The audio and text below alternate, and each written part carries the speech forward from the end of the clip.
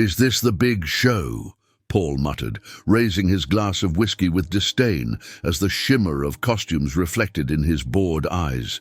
He was leaning against the glass railing of the VIP box, white shirt perfectly pressed, sleeves rolled up to the elbows, his Rolex glinting under the flashing colored lights that pulsed in sync with the drums.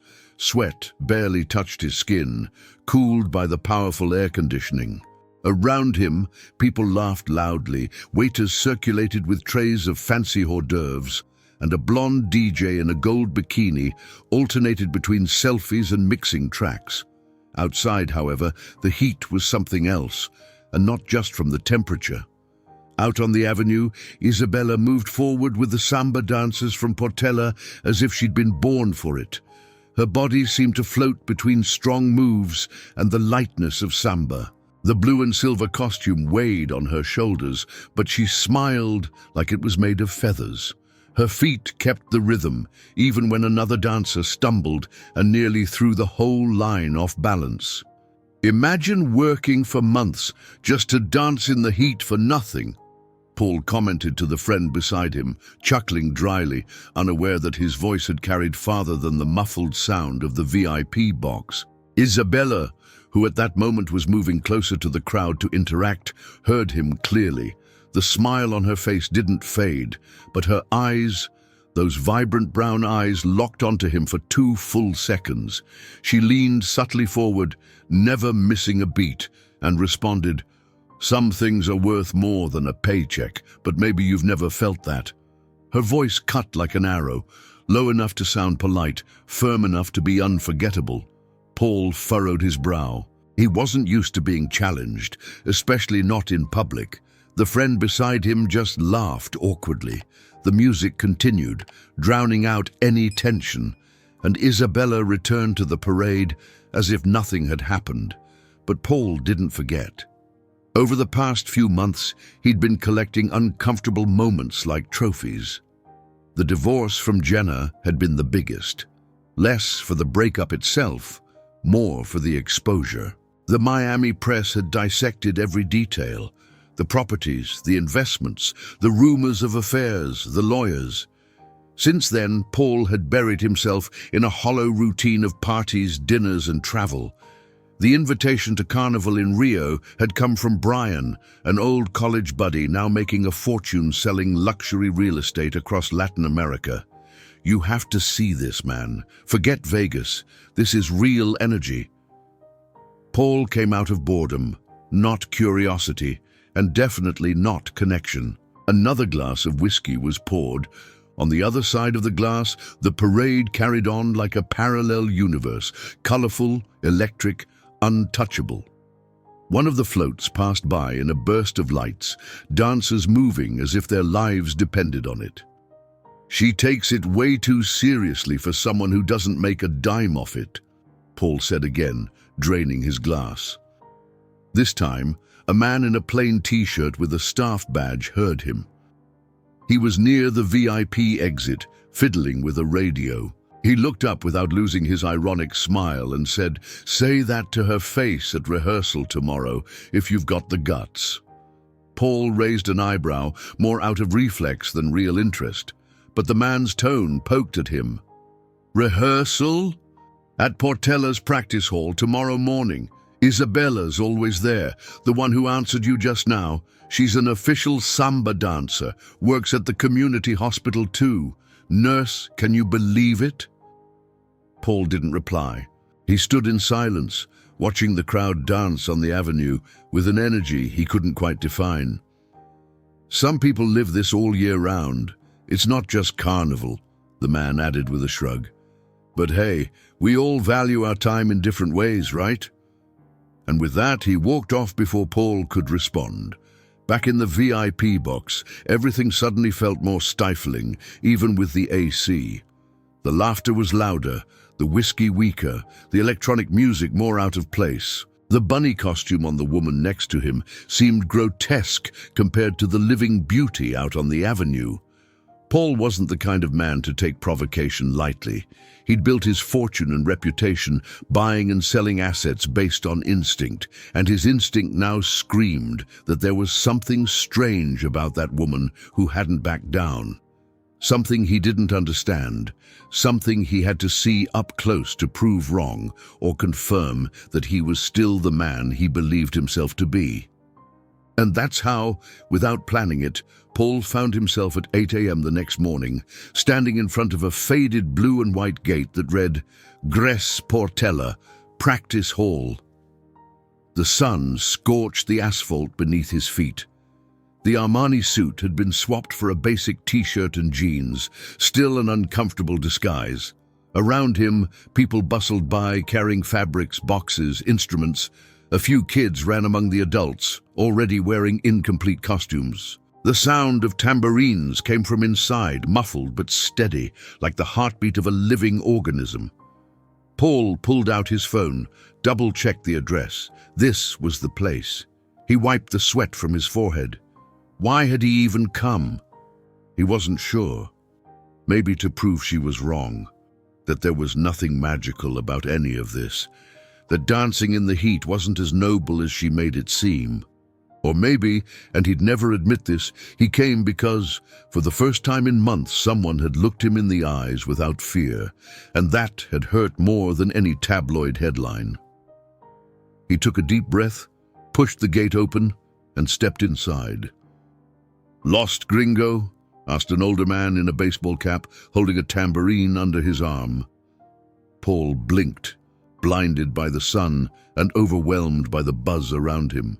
He had just entered through the side door of Portella's rehearsal hall, and for a moment it felt like he'd stepped into another world. Inside, the air seemed to vibrate. The beat of the surdo drums echoed off walls that smelled of fresh paint and dried sweat. People moved back and forth, carrying fabrics, gluing sequins, tuning instruments. Children laughed among mannequins dressed in unfinished costumes. It was chaos, but a chaos that worked. "Just looking for someone," Paul replied. His Portuguese came out stiff but understandable. His American accent gave him away immediately. The man nodded toward the center of the space. "Over there, Isabella, with the girls." In the middle of the hall, surrounded by samba dancers of all ages and sizes, Isabella was kneeling, helping a little girl tie her golden sandals. Her hair was pulled into a loose bun, and her blue school t-shirt clung to her body with a mix of sweat and heat. A colorful scarf caught the sweat around her neck. Still, there was a soft glow on her face, like being there made the fatigue worth it. Paul took a few hesitant steps. His brand new white sneakers were already stained with dust. A group of teenagers ran by, nearly knocking him over. He sidestepped, annoyed, but kept moving forward. As he got closer, Isabella looked up. Her expression shifted instantly, from gentle focus to cold surprise. "You again?" she said, without changing her tone. "If you're here just to laugh, the exit's the same way you came in." Paul forced a half smile. "I came to understand what you meant yesterday. Think I can?" She stood, wiping her hands on her leggings. There was no friendliness in her eyes, but no contempt either. Just fatigue. "I don't know if you can, but if you want to try, you can start now." Paul hesitated. He thought she'd say no. He thought he'd have more time to prepare. But here he was, surrounded by drums and feathers, already sweating through his shirt.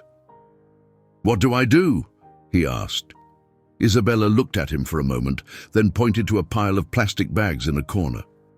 "Start by organizing that. They're costume pieces that came in this morning.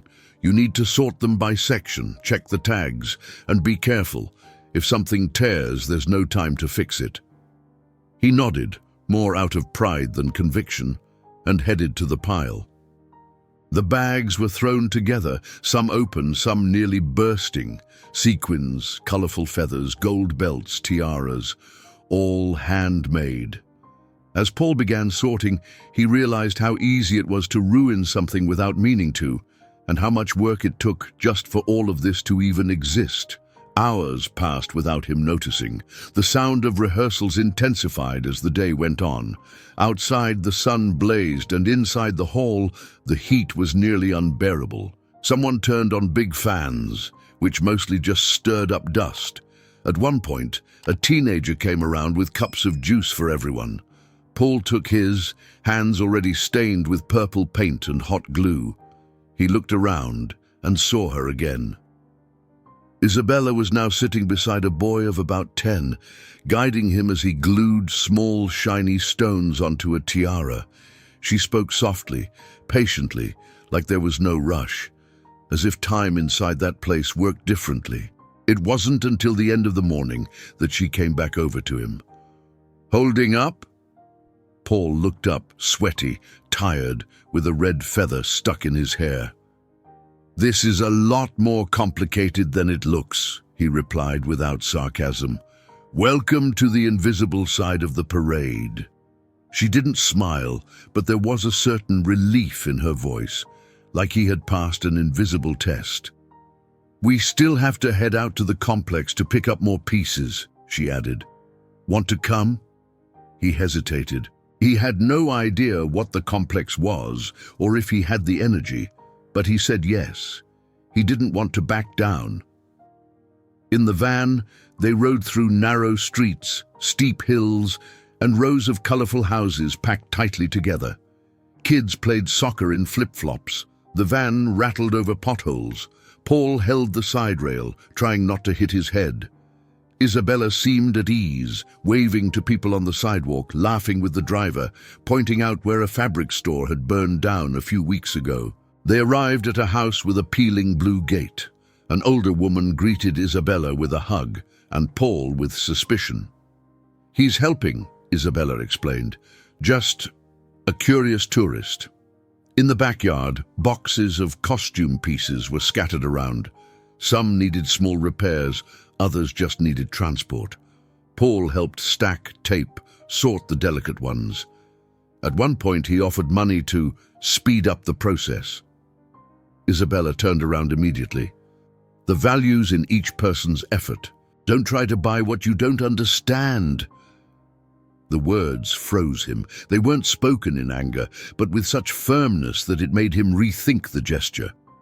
For the first time, he realized that here, money solved nothing, that there were places where capital didn't buy respect, only time and sweat did.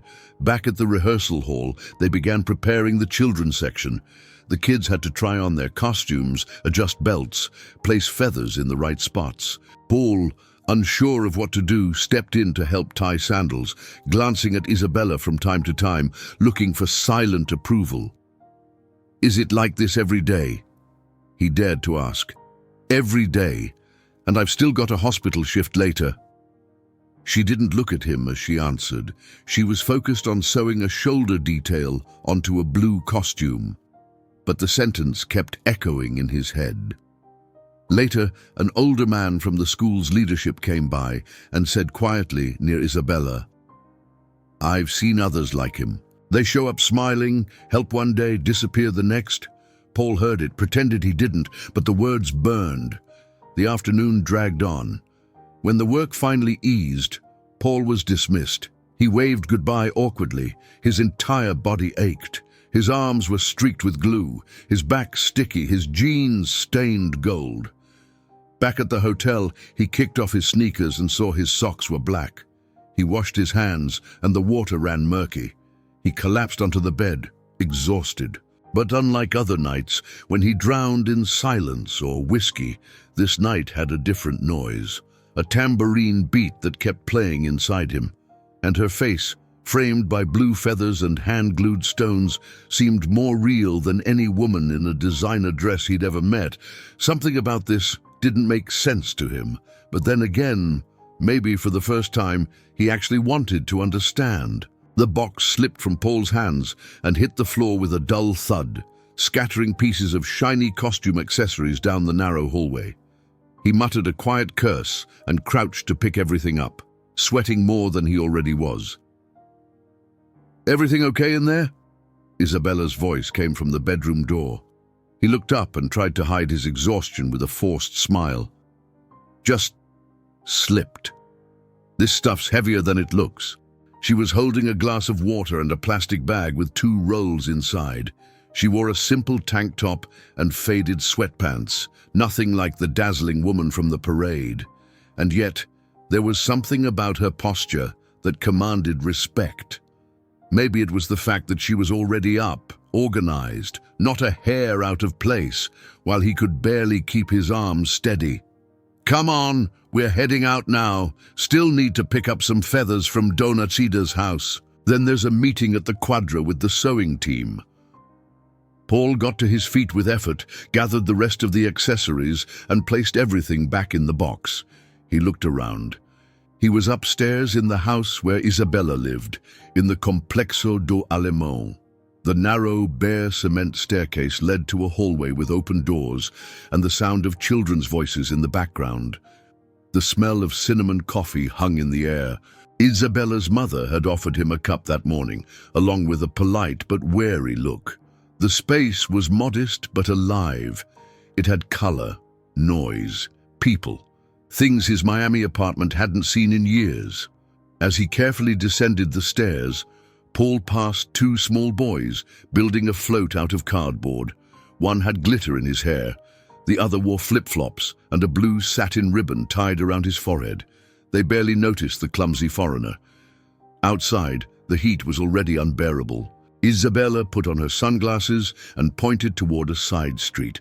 "Donacida lives 2 blocks down. We'll walk." Struggling with the box, Paul followed her. The streets were narrow, sloped, full of potholes. Motor taxis sped by, missing them by inches. From time to time, someone greeted Isabella with a big smile, a wave, a joke about the parade. Paul just watched, trying to understand this universe that seemed to exist on the margins, yet pulsed with its own intense rhythm. At Donacida's house, a small, cheerful older woman, they received 2 more boxes of feathers, sorted by color. Isabella checked each one carefully, while Paul just held the box he was already carrying. "You really check every little detail?" he asked, wiping sweat from his forehead.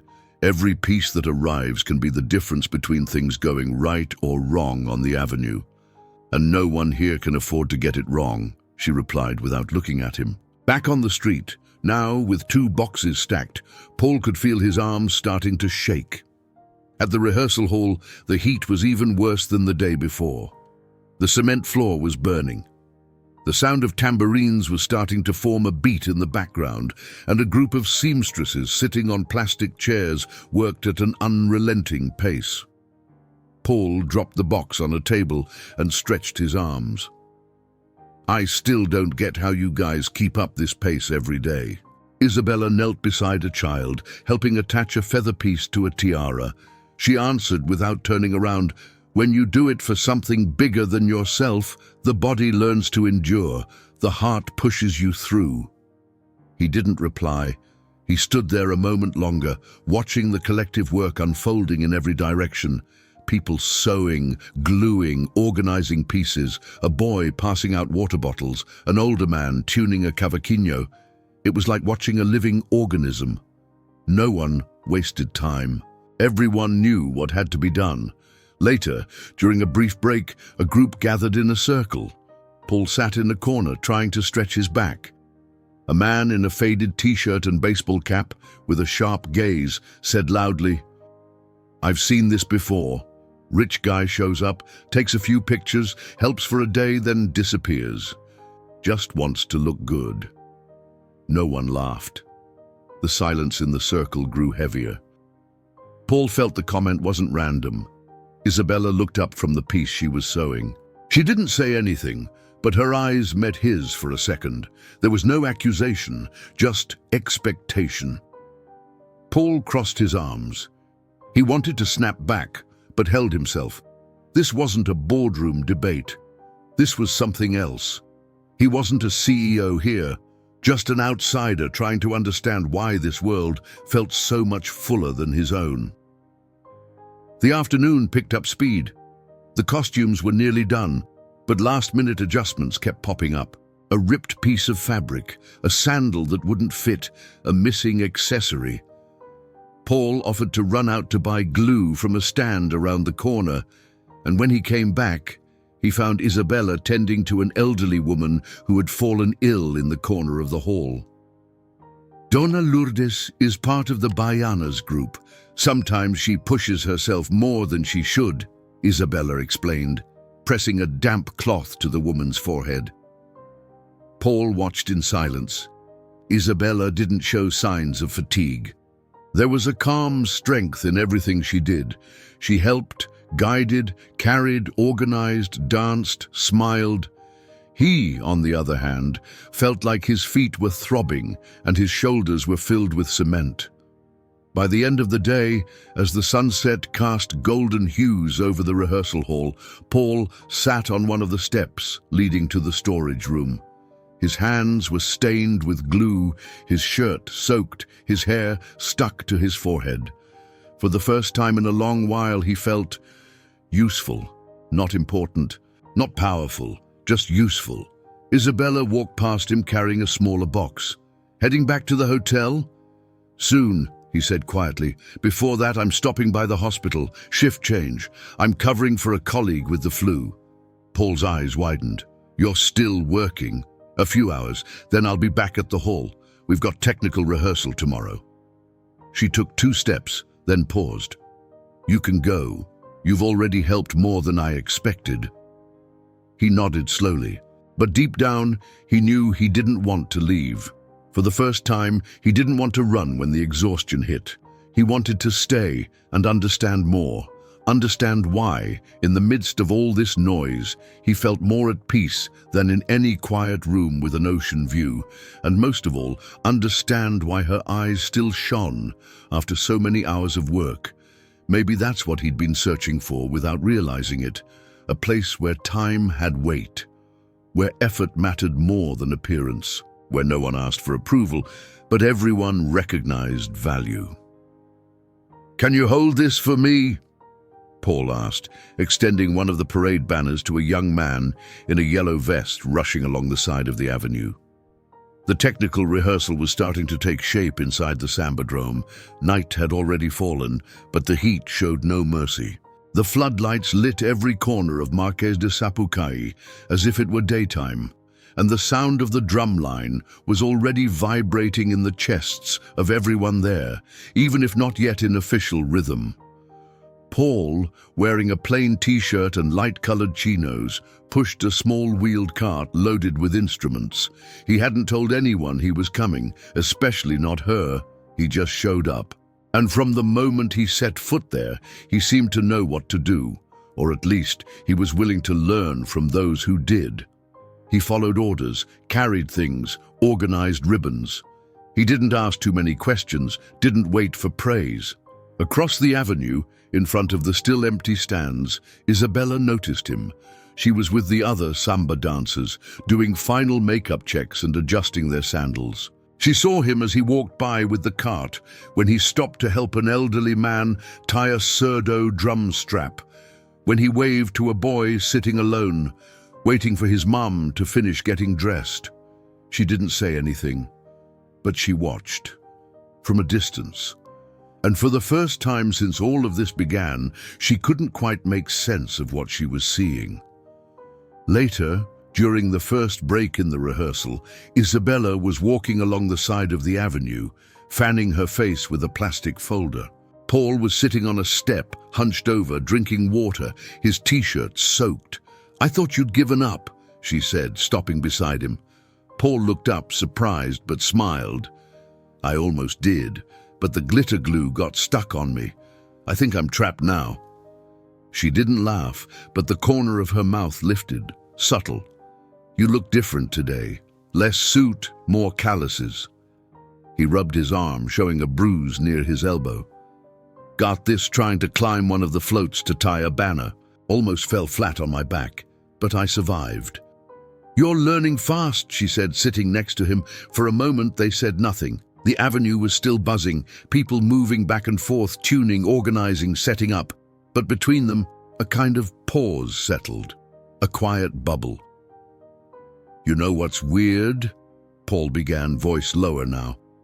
I've spent most of my life in places where everything is calm, expensive, planned. Every detail in my apartment is automated. Lights, sound, temperature. If I want, I can go weeks without speaking to anyone, without needing anyone. And still I've never felt like I belonged anywhere. Isabella turned to face him. The distant tambourine somehow sounded softer in that moment. Here. I don't understand half of what's going on, but for some reason I feel included. She didn't respond right away, just watched him for a few seconds. Here we learn that chaos has value too, and that being part of something doesn't require an invitation, just courage. Paul looked out at the brightly lit avenue. He saw the children getting ready to go in, the master of ceremonies and flag bearers practicing their spins, the section leaders checking the final details. Everything still looked like chaos, but now he understood there was meaning behind the mess. I still don't understand everything, he said, but I'm trying. Isabella nodded, her eyes a little softer. That's what matters. The look between them lingered longer than necessary. Nothing was said, but something took root. Something subtle, growing slowly, a kind of connection that wasn't about logic, or even attraction. It was built on respect, on surprise, on change. Before the moment became too obvious, Isabella stood and grabbed the plastic folder again. Rehearsal starting back up. I'll see you around. Paul nodded, still sitting, and watched her disappear among the samba dancers. That night, he stayed until the end. He helped gather the instruments, pulled tarps over the floats, carried trash bags to the sanitation truck. He left the sambadrome exhausted, his back aching and feet throbbing. But his chest felt light. As he walked toward the nearest taxi stand, he heard a tambourine playing in the distance. It no longer sounded foreign, it felt familiar, and he knew, without needing to hear it again, something had changed that night. And it wasn't just him. Is it true he's a millionaire? The question cut through the noise of the rehearsal hall like a blade, coming from a group of seamstresses near the front gate. Paul stopped pushing the rack of costume accessories for a moment, feeling every eye turn in his direction. The previously smooth rhythm of the afternoon, which had been moving in harmony, now felt marked by whispers and sideways glances. They say he owns a company in Miami, one of those that invests in startups and stocks, another woman added, not bothering to lower her voice. He pretended not to hear, kept working, trying to ignore the growing murmurs spreading through the hall like wildfire, but the heat in the space was no longer just from the sun. It was a social heat, thick and uncomfortable, as if he was suddenly on the outside again, but now for different reasons. Earlier that same day, Paul had shown up early, like he'd been doing for the past few rehearsals. He offered to help without being asked, wore the simplest clothes he could find, and stayed focused. Slowly, the faces around him had begun to treat him without suspicion. Some of the kids even smiled when they saw him arrive, but as soon as the rumor started, he's rich, he could fund the school, probably looking to sponsor something. Everything seemed to shift. During a break while drinking water by the cooler, one of the music directors approached with a grin. Paul, right? Good to meet you. We're trying to raise some funds to fix up the sound floats. If you could pitch in. I'm just helping with the production work, Paul replied, polite but firm. Sure, of course, the man said, with a smile that didn't reach his eyes. But, you know, it's pocket change for a guy like you. Paul gave a small nod and walked away, still holding his water cup. Soon after, a young samba dancer handed him a folded piece of paper. Here, this is the budget for my section. If you can take a look, maybe you know someone who could sponsor it? Then someone else came asking for help with uniforms, another with transportation, another to renovate the hall's bathrooms. None of them meant any harm, but the feeling of being surrounded wasn't new. He'd known that kind of attention before. Different faces, same motives. He'd spent years surrounded by smiles that only appeared in the presence of checks.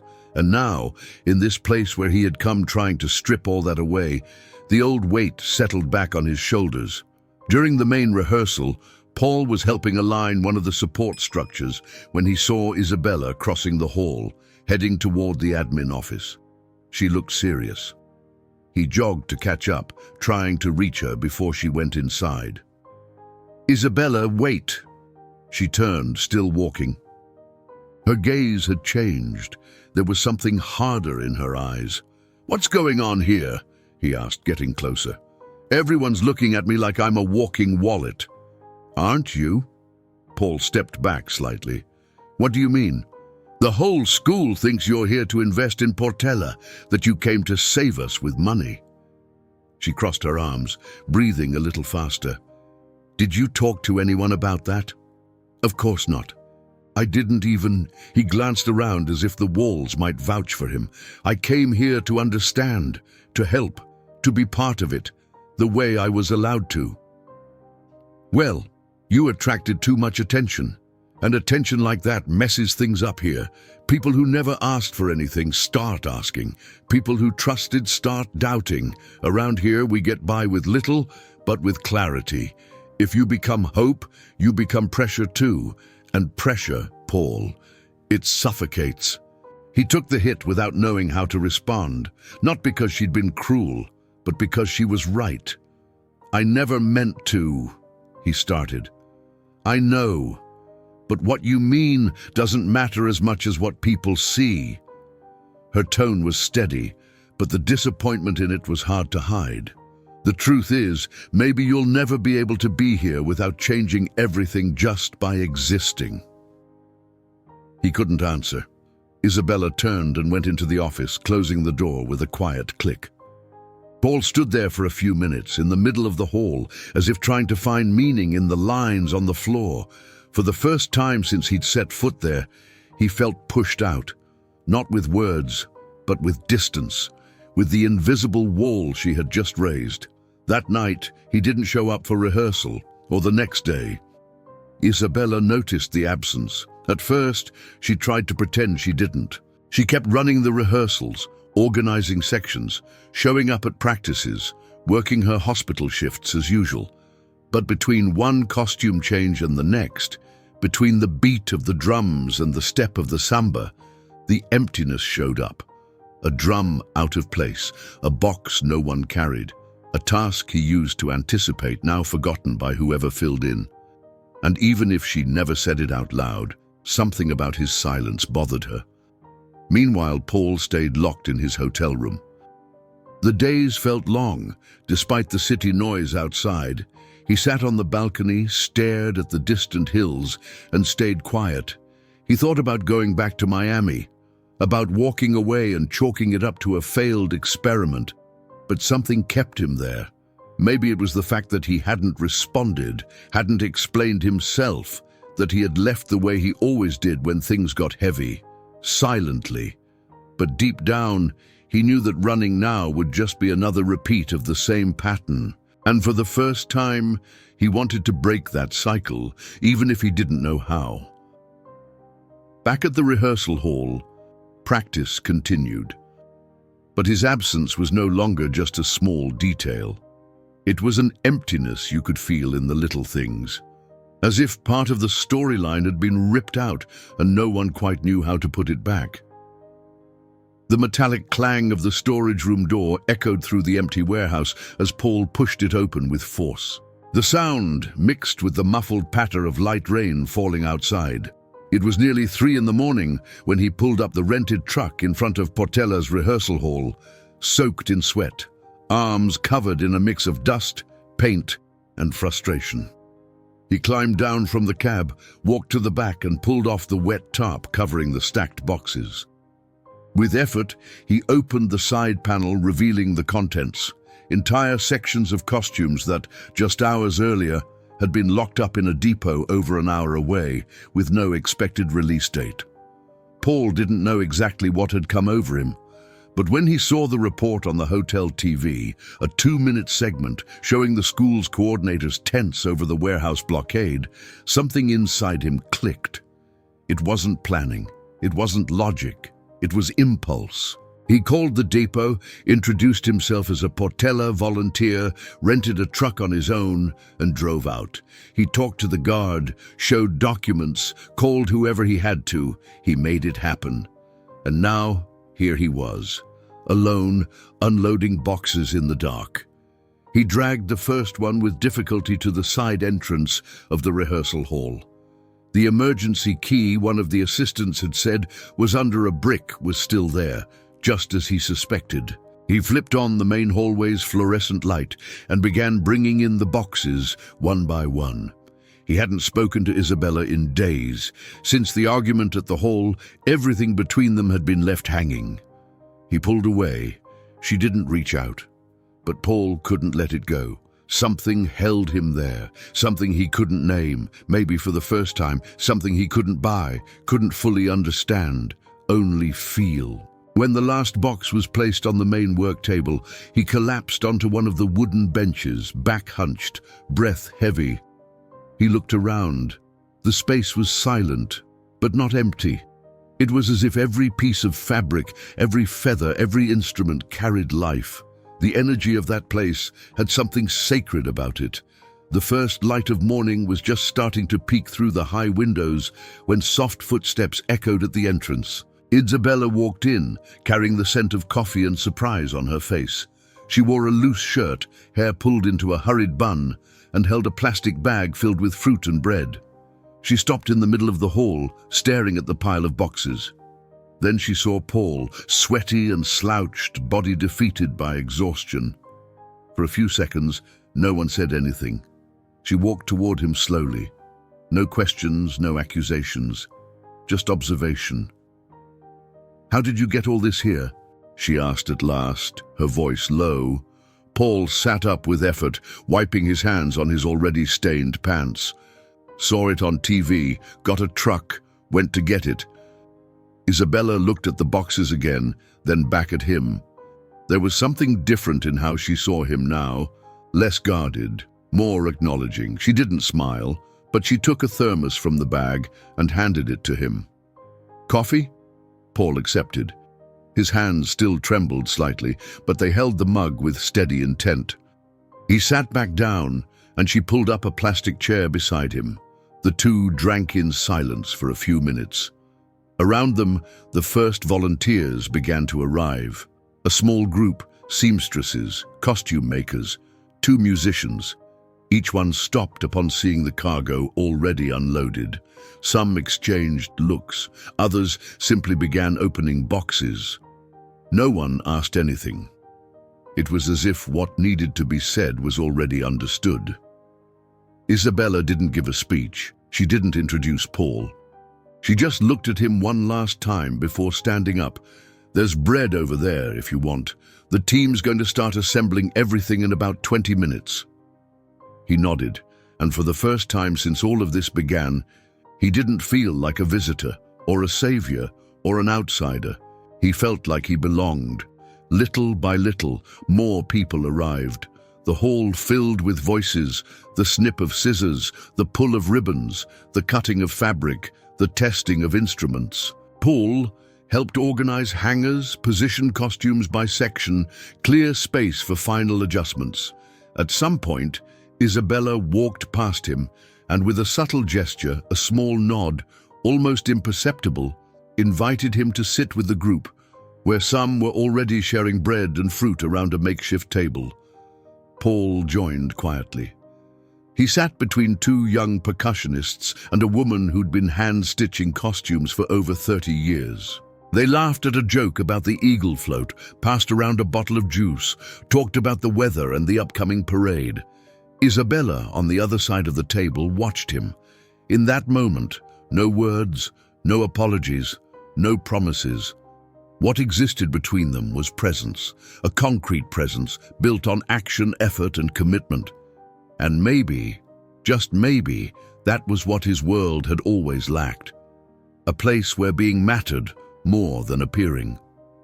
A look that said, "You don't have to save anyone, you just have to truly be here." And he was. A metallic crash shook the backstage area. "Someone hold this!" yelled one of the tech crew as a side panel of the main parade float began to come loose. It was the day of the parade. The avenue was already shaking with the roar of packed grandstands and the pulse of the drumline lining up on the other side. Portella's entire rehearsal hall vibrated with nerves and energy, and in the middle of the chaos, a structural failure in the lead float threatened to derail the school's opening moment. Paul dropped what he was doing and ran. He weaved through assembled parade sections, dodged costumed children, and slipped on a floor slick with sweat and fine rain. When he reached the float, two men were already trying to brace the shifting wooden panels against the wind. "Give me that!" He grabbed a steel cable from one of the crew and began wrapping it tightly around the spot where the side was pulling loose. "You know what you're doing?" asked one of the techs, breathless. "No," Paul replied, pulling the cable with both hands. "But I've learned to trust the people who do." Two more crew members climbed the side ladder to help. The wood groaned, but the tension from the cables began to hold the structure. Makeshift nails, heavy-duty tape, ropes. It was patchwork. It was emergency, but it worked. Down below, Isabella was lining up with her section. She was ready, body stretched, makeup flawless, feathers secured on top of her head, shoes worn down from rehearsals. When she glanced toward the float, she saw the commotion, and she saw Paul. He was covered in grease and dried glue, his shirt stuck to his sweat-soaked body. He was securing the final cable as one of the coordinators gave the signal for the float to begin moving. He jumped down, slipping slightly on one of the steps, and landed on his feet with a breathless laugh. He looked like he'd just run a marathon. She saw him, and in that instant, what had once been doubt, distance, and noise gave way to something deeper. He wasn't there to be seen. He was there to hold things up. Literally. The start signal rang. Portella entered the avenue. The floats began to roll forward in formation, the samba sections falling into place with the precision of a street ballet. Tambourines echoed like racing heartbeats, painted smiles beamed, legs moved with fierce grace, the stands roared. It was carnival. Paul, now out of official position, moved with the support crew behind the scenes. He handed out bottles of water, picked up lost shoes, helped swap costume pieces between sections. Along the way, he lifted tired arms, tightened sagging belts, prevented falls from exhausted performers. On the opposite side of the avenue, Isabella glided down the runway. Her eyes were focused yet aware. In the spin of her dance, she caught fleeting glimpses of him. There, along the sidelines, walking in rhythm with the parade, invisible to the crowd, but fully visible to her. Near the parade's end, a group of children needed help crossing a slick patch of pavement. Paul crouched, reached out, took two small hands, and guided the kids patiently to the finish. One little girl, her face paint half smeared, gave him a smile. He smiled back. There were no cameras there, no one filming, but that's where the real story was happening. At dispersal, as the parade wrapped up, floats exited, participants embraced, many in tears from relief and joy. The sky began to lighten, soft orange tones replacing the night. Paul, exhausted, made his way to the side steps of the Sambadrome, where the last of the performers were filing out. He sat down, breathing slowly, covered in glitter, sweat, and grease. The lights were fading. The silence after the storm of sound was strange, but comforting. Isabella approached. She sat beside him, saying nothing at first. They both breathed, the sound of their own bodies louder now than the drums that had once filled everything. "Maybe now you finally felt what I meant that night," she said, breaking the silence. Paul turned his head slowly, no rush. "Not just felt," he answered with a tired smile. "I think I lived it, and I want to stay. Not as a sponsor, not as a guest, just as part of this. She nodded slowly and stayed there next to him in no hurry to leave. The avenue was empty. All that remained were trails of glitter on the ground, confetti stuck to shoes, and the fresh memory of a night no one there would ever forget. When they finally stood, the first rays of sun rose behind the grandstands. They walked slowly across the now silent runway side by side, like two worlds that had finally found common ground. Paul let his body sink slowly onto the concrete steps of the Sapucaí, resting his elbows on his knees and staring at the ground, littered with confetti, loose feathers, and flecks of glitter scattered like crumbs from a dream just lived. He was out of breath, though not from physical exertion, even if his whole body ached like it had been hit by a samba train. The sweat was drying slowly on the back of his neck, and his shirt, shapeless now, clung to his torso like a second skin stained with paint and glue. His fingers bore small wire cuts, his eyes, fatigue, and a calm glow he didn't recognize as his own. Not until now. The grandstands still murmured, letting go of the last applause. The floats were making their way to the warehouses, covered hastily with tarps. Portella's members hugged with choked voices. Some cried openly. Others just laughed as if they didn't know what else to do after holding it all in for so long. He wasn't looking for anyone. He was quiet. For the first time in years, he didn't want to be anywhere else. He heard footsteps. He didn't look up right away. Isabella appeared beside him, sandals in hand, bare feet dirty with confetti, makeup smudged at the corners of her eyes. Her costume now looked like a living remnant of what had once been pure sparkle, but in her there was something even more beautiful. Strength after surrender, beauty after battle. She sat beside him like she already knew this was the right place to end the night. "So?" she asked, her voice hoarse but steady. Paul turned his head slightly in her direction, his mouth curled into a faint smile. "So, I get it now." Isabella raised her eyebrows, skeptical, but her eyes were soft. "Get what?" "Do what you meant that night in the VIP box, when you said some things are worth more than a paycheck." She looked ahead, eyes fixed on the empty avenue stretching out before them. "Think it was worth it? Every blister, every misstep, every hour hauling stuff in the heat," he said, his voice lower now, as if speaking only to himself. "I thought I understood the value of time, but I only measured it in profit, in deliverables, in deals. And then you showed me a different kind of giving, one that doesn't fit in a spreadsheet." Isabella sighed slowly, closed her eyes for a moment. "Around here, we learned that giving without expecting is part of the deal. What comes back comes in other ways. Sometimes a smile, sometimes a hug, sometimes just knowing you were part of something beautiful." Paul turned fully toward her now, his gaze direct. "I want to stay close, not as a sponsor, not as a curious outsider, just as someone who wants to be here, who wants to be part of this, whatever it is." She took a while to respond, looked at him as if trying to decipher whether the words came from truth or from exhaustion.